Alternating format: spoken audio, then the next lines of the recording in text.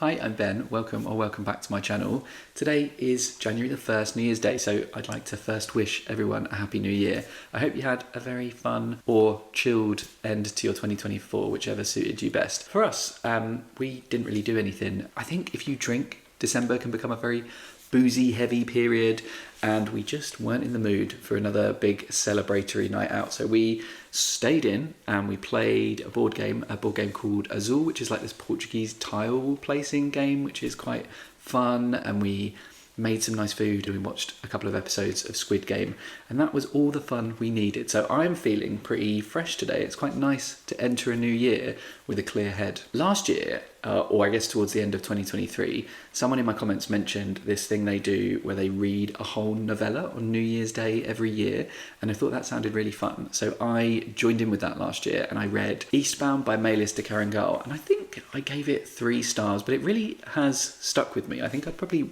ramp that up to 4 stars in retrospect. But it was really fun to inhale a whole novella in one day, and I thought I would do the same again this year. But then I thought, I am not back at work until the 6th of January, and I could do something fun and read, or attempt to read, 5 novellas in 5 days and just vlog it. By the time this vlog is put together and goes out, I will have already published my reading goals for 2025, and you may very rightly be thinking, Ben, didn't you say that you wanted to read fewer books and longer books in 2025? And you would be completely correct. But hear me out, because I think this is something I want to do for 2 reasons. One, it's just an excuse to vlog. I really don't vlog very often, but I always quite enjoy it when I do. They're nice little records.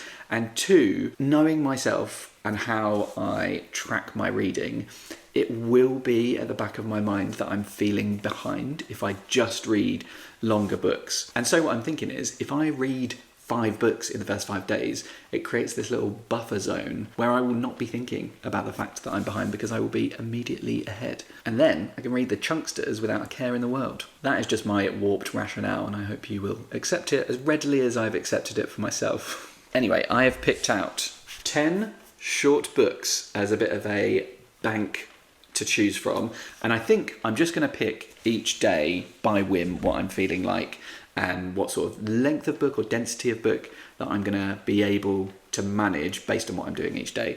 But I have picked the one that I'm going to start with, and that is Celebration by Damir Karakas. 1, because New Year's Day is a celebration, so it feels quite apt. And 2, I just picked this up a little while ago in a bookshop. I actually have no idea what it's about. I think it is set during World War II. It was published in Croatia 5 years ago, but published in the UK this year. Oh, I should say that it's translated from Croatian by Elias-Bursac. And I just really liked the cover. It really appealed to me, so I decided to nab it. So who knows? I'm going to get cracking with this very shortly. I was actually going to try and start the year with healthy intentions and go for a run, but the weather is absolutely dreadful. You may have heard the rain on the roof. I do think when it eases up, I will head out, and I am ready. I've got my running gear on under here. But for now, I'm just going to make a coffee and get cracking with the book. So I will see you in a little while.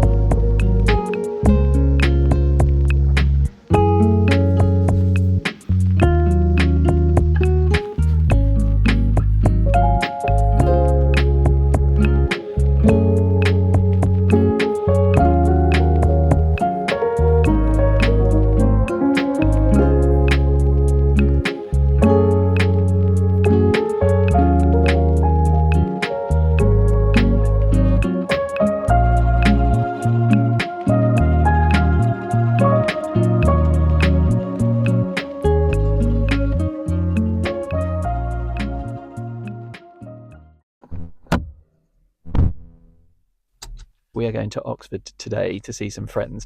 I'm in the passenger seat because Matt's going to be driving and he's going to be hiding off camera. He's not actually even in the car yet, but that is kind of sensible because I think it takes a certain special kind of psychopathy to record yourself and put it on the internet. But yeah, Matt's in charge of driving. I will be in charge of finding out where we're going to park and, crucially, where we're going to get some coffee. I did finish Celebration yesterday, and I think this one was fine. Like, it wasn't bad, but it wasn't particularly brilliant or anything. It wasn't a standout for me. It's essentially a set of 4 short stories that are all united by the fact that they're about this one character called Mio. He's a Croatian man, and in the first short story, which takes place just at the very end or just after the very end of the Second World War, he is hiding out in the forest just outside his village because he was a soldier for the Ustasha, which was the Nazi-aligned force. And so the Allies are looking for all of their soldiers. And he's camping out in the forest, trying to keep a low profile. And he's watching from a distance. He can see his village, so he can see his family, he can see the soldiers wandering around. And then the stories that follow after that are, I don't want to say flashbacks as such, but they're like episodes from his life or from the past that either shaped him or Croatia or both. I think some of the themes are really interesting. There is stuff about desperation and cycles of poverty and how that can create a fertile breeding ground for fascism. But I will say that the politics is very subtle. There are nods to it. Nothing is very explicitly explained. And having not much knowledge of Croatian history, I think I just wasn't equipped to pick up on some of the subtleties. So if you were interested in reading this, I think it would be worth reading like a 101 on like Croatia in the interwar period and during the Second World War, just to have a bit of grounding there. The other thing that it covers quite a lot is the natural world. So all of the stories take place mostly or like in part in the forest, in this same forest surrounding the village. And there's a lot about how we have knowledge of the natural world, what we give to it, what we take from it, what we dispose in it. And I quite like that as a theme. I think that's pretty cool. The writing was fine. Like, it's quite simple, and I don't know if that's the English translation, but yeah, it felt quite simplistic to me, but it is filled with a lot of detail. There's a lot of detail about like movement in particular. Everyone's always like shifting their weight or moving position, and there is lots about nature. I don't know if it's necessarily nature writing. It didn't feel like nature writing to me, but there's lots of detail about the natural world, which is kind of interesting, like twigs and trees and leaves and sun dappling through the woods. That was all pretty good too.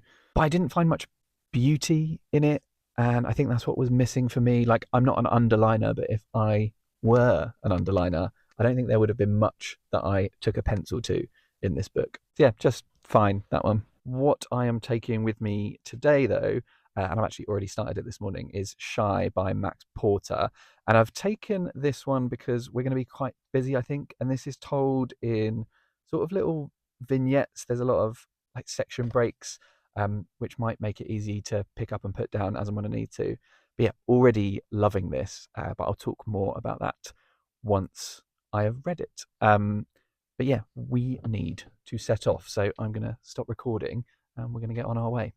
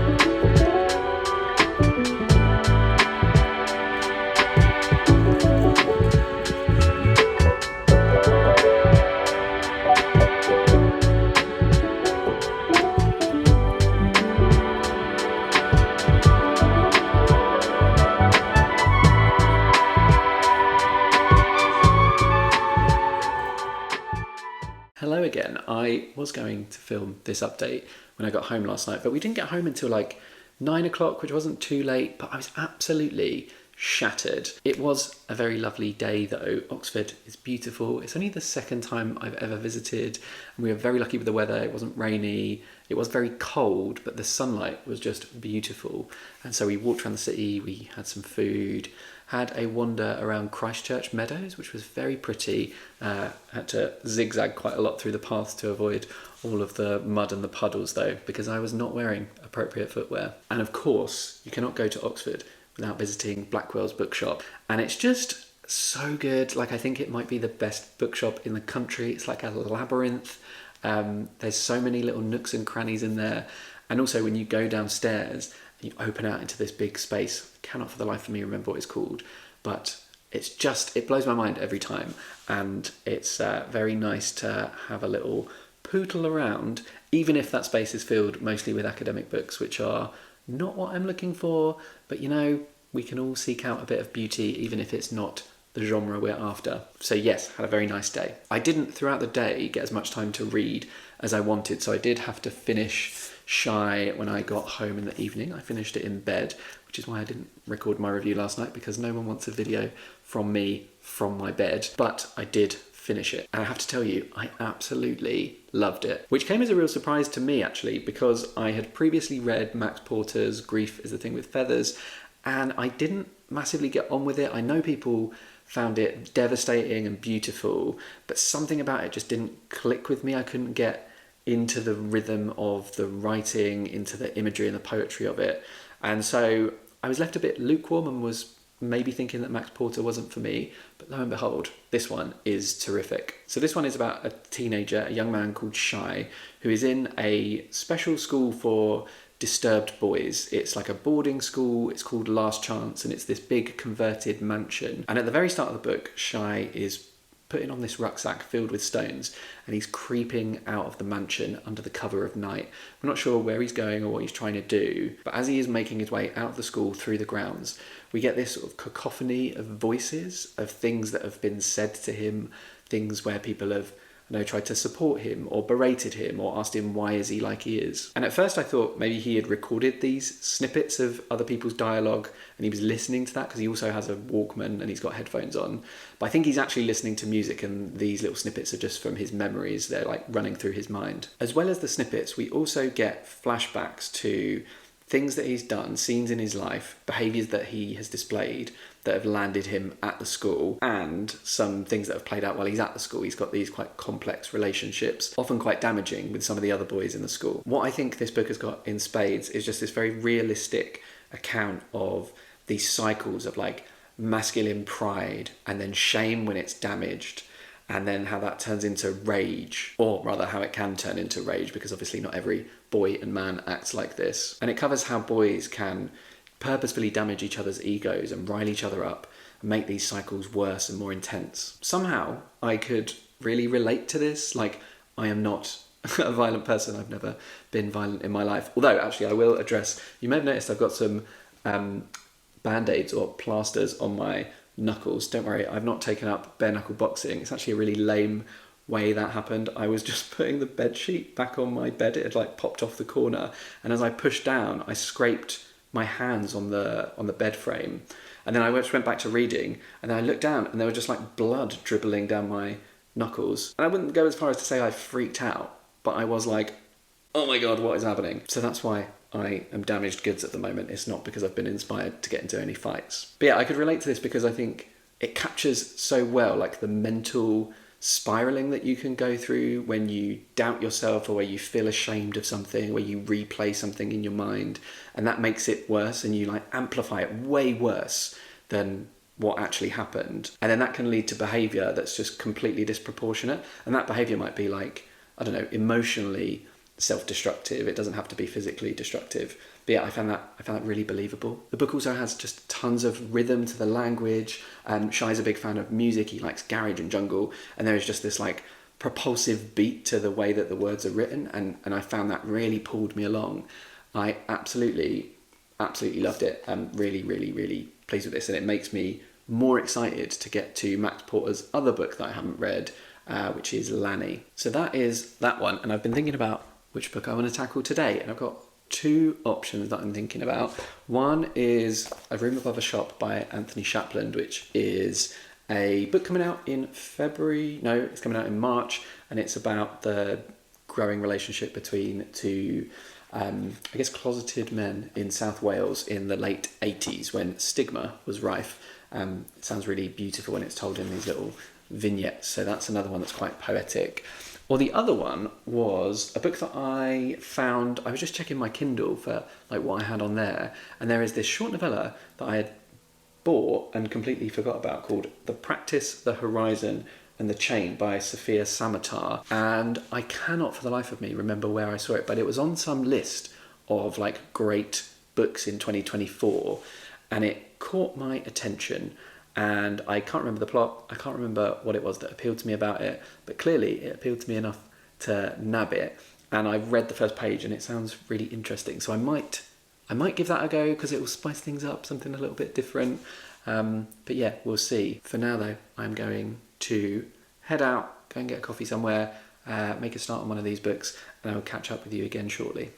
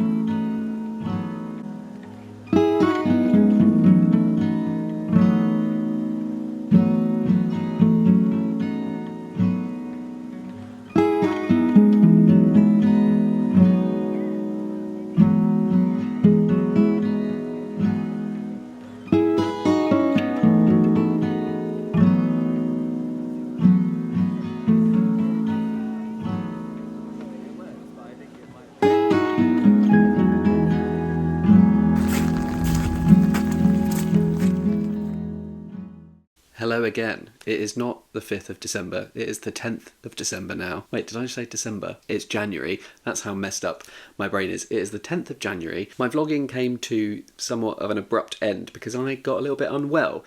I think it might have been COVID, potentially the flu. I don't know, whatever it was, it just absolutely knocked me for six and I was stuck in bed for a few days. I had like a shiveringly cold body and then a really hot, feverish face. I think my temperature was like 38.5, 39 for a bit. I had so much pressure through my sinuses and behind my eyes that I couldn't even watch trash TV or read any books or anything. It was a nightmare. I just tried to stay asleep for as long as possible, and when I couldn't sleep I was like holding ice packs to my face and just feeling generally unhappy. While it is lingering a little, I am feeling a lot better now. I went back to work yesterday. I do feel so behind with everything though. I'm playing catch up at work. I've got so many comments I still haven't replied to. I've been tagged in quite a lot of videos that I haven't managed to watch yet, which is really nice. I think a lot of it is connected to people doing the Read Good challenge, which is awesome. But I just feel really on the back foot with everything. So I need to somehow catch up. I really don't know how people with enormous channels, like people with 50,000, 100,000, 500,000 subscribers, keep up with absolutely anything, because it feels impossible already. But yes, we will try to sort that out in the coming days. The good news, however, is that before I succumbed to my illness, I did manage to finish my 5 books in 5 days. And what I want to do now is just review the 3 that I haven't told you about yet, and wrap up this vlog. So hopefully that sounds good. So on day 3, the book that I read was A Room Above a Shop by Anthony Shapland. And this is a book that I featured in my books I was excited about for 2025, because it doesn't actually come out until March. And I was so right to be excited about this, because it is an absolute stunner. It is a book that is set in a small Welsh village in the 1980s. And it's about 2 men who are recently bereaved of their fathers. One is about 10, 11 years younger than the other one, and they meet very close to Christmas. I think it's between Christmas and New Year. And the older man, who owns and runs an ironmongery shop, he offers the younger man a job and some lodgings in the flat above the shop, hence the title. And things kind of go from there. I knew very early on with this book that I was in good hands, because one of the men, B, was looking in the mirror in a scene, and he was contemplating the duality of himself, the outer self that he presents to the world, the straight, normal guy, because that's what's acceptable, and then his inner gay self with same-sex desire. And then the 2 men agree to meet on this man-made hill in their town. And this hill's made up of the material that is taken from the mine, the mountain that has been mined. And so it's like these twin hills, one next to the other, which also represents the outer and the revealed inner. And just the poetry of them meeting on the revealed inner is so clever and beautiful. It's understated, but I loved that. It was so symbolically powerful. And I found this in general just absolutely beautifully written. So it's written in these small vignettes, and each one feels very much like a painting or a sketch, revealing something about one or other of the characters or their relationship with one another. Interestingly, similar to Celebration, it's a book that has politics underneath the surface of it, but it wears that politics quite lightly. So unless you are familiar with it, you might not pick up on some aspects. And having a knowledge of the history of England and Wales, I found that really worked well for me in this book. There are some like blink and you miss it references to events and political situations. So there's like a very small reference to a mining disaster and one of the mothers really wanting to hold her son close and keep him safe. And I just knew that was a reference to the Aberfan disaster, which was like a mining incident that caused a landslide and destroyed a school and killed lots of children. An absolutely devastatingly awful thing. But because I knew about that, I could see the import of that moment. And it has a few other references like that. All in all, I just thought it was fantastic. It's very quietly devastating. There are things about how gay people are treated in this time that, yeah, it just can be hard to read, but I think are very, very worth reading. So I thought this was terrific. It's definitely one to keep an eye out for when it is released. Then on day 4, I read The Practice, The Horizon and the Chain by Sofia Samatar, which is a short sci-fi novella, and it's set in a future where humans have left Earth for, obvious reasons, and they are essentially pottering around the cosmos in these enormous ships, mining asteroids for resources. The main character is a boy who is just called the Boy, and this is a very highly stratified society. So he is a member of the lowest class in that society, who live in the hold. They are chained, but he has a talent for drawing, and that attracts the attention of the people not in the hold. I can't remember what it's called, but like the normal livable part of the ship.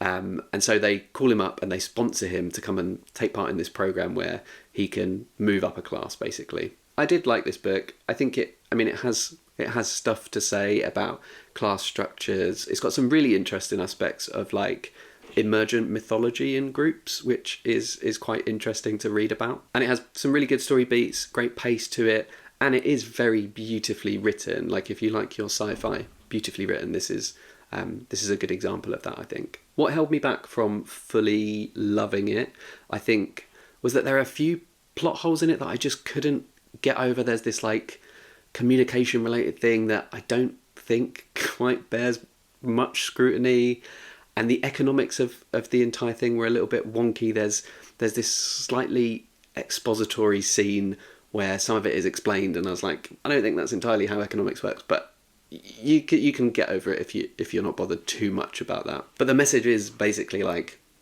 slavery is bad, which is not novel. It's not doing anything particularly new, and it is very on the nose. And I think what I was hoping for, and it's not fair to criticise something necessarily for what you were hoping for, but what I was hoping for was a little bit more about like sponsored social mobility and how that can not be a good thing. Because basically how sponsored social mobility works is that when you choose people from a lower class and let them ascend, then what tends to happen is that the lower class don't interrogate the structures, they internalize like the responsibility for their position. They're like, if only I was good enough, I too could move up the social hierarchy. I think that would have been a really interesting thing to zone in on and provide a little bit more critique of. Nevertheless, I'm glad that I read it. I think it was a really interesting novella. My final pick then for day 5, which you wouldn't have seen yet because it's not in any of the clips I recorded, but it was Maud Martha by Gwendolyn Brooks.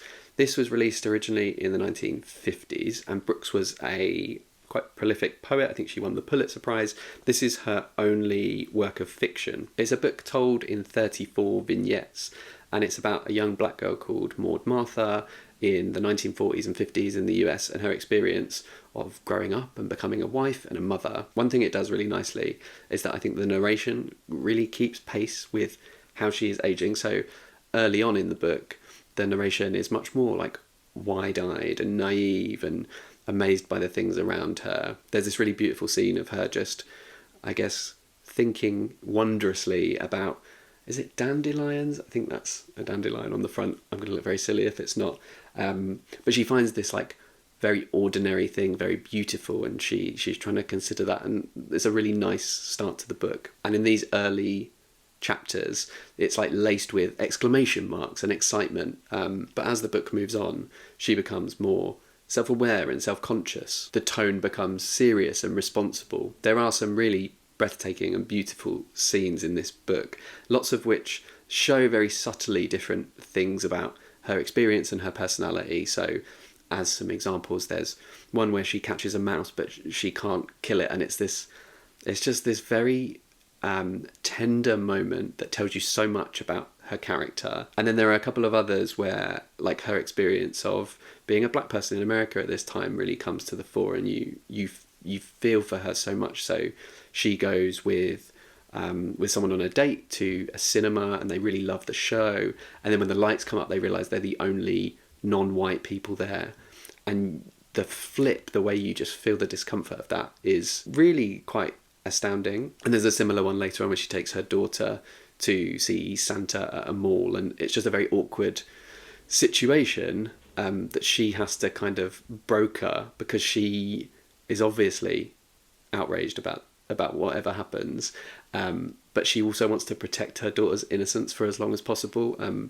And yeah, I love those ones. There are a few misses. There's one where it just rattles off the stories of everyone from her building, and I did not find that very interesting at all. But overall, I think these are lovely snippets that each paint a portrait of Maud Martha, and these portraits come together to give you the impression of this really complex, human, interesting character. And the writing throughout is stunning. I just want to find one line that I want to read to you because it took my breath away at the end of one of the chapters. I won't give you any of the context of it, it's not a spoiler, but she has the opportunity to confront someone, and she says, "But if the root was sour, what business did she have up there hacking at a leaf?" And that was just like the perfect metaphor, and I think a lovely tidbit of the great writing that is inside these pages. Definitely worth a read. So that brings an end to this vlog. I hope you've enjoyed coming on a little mini journey with me into the start of 2025. With those little tiny books out of the way, don't worry, I have finally turned my attention to a big chunkster. I am reading Anthony Doerr's Cloud Cuckoo Land, and let me tell you, I am loving this so far, so I'm very much looking forward to finishing this off and then getting to tell you all about it sometime soon. Who knows when that will be though. I hope you enjoyed the video. If you did, please do give it a thumbs up. If you are watching me for the first time and you like the cut of my jib, please do feel free to subscribe. I'd be very grateful. And do let me know how your 2025 has started off in the comments. Have you read any 5-star reads yet? I would love to hear from you. But until next time, toodles.